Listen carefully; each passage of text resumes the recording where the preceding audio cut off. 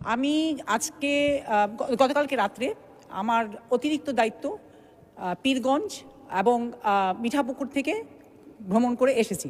বিরতির আগে এখানে এই সংসদে সরকার দলীয় সংরক্ষিত নারী আসনের একজন এমপি তিনি তার বক্তব্য প্রদানের সময়টাতে বলেছেন যে আমার অতিরিক্ত দায়িত্ব, অর্থাৎ তার অতিরিক্ত দায়িত্বের কথা বলে দুইটা সংসদীয় আসনের কথা তিনি উল্লেখ করেছেন রংপুরের।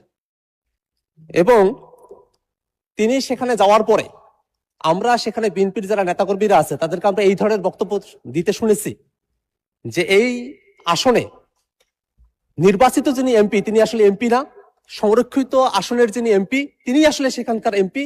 যে ধরনের কাজ হোক না কেন সেটা তার মাধ্যমেই সেখানে হতে হবে। আবার সেই দিন আমাদের প্রতিমন্ত্রী শাহে আলম সাহেব তিনি সেটা বলছেন যে এরকম অতিরিক্ত কোনো দায়িত্ব দেওয়া হয় নাই। আজকে একজন মহিলা সংসদ সদস্য তিনি বলছেন যে অতিরিক্ত দায়িত্ব দেওয়া হয়েছে, সেদিন মন্ত্রী বলছেন যে অতিরিক্ত দায়িত্ব দেওয়া হয়নি। আসলে কোন বিষয়টা সত্য? দ্বিতীয় বিষয় হলো এই যে অতিরিক্ত দায়িত্ব দেওয়া হচ্ছে সেই অতিরিক্ত দায়িত্বের আওতা কতদূর, সেই অতিরিক্ত দায়িত্ব কিভাবে পালন করা হবে, সেই অতিরিক্ত দায়িত্বের সাংবিধানিকতা কতদূর সেটাও আমরা একটু জানতে চাই মাননীয় স্পিকার।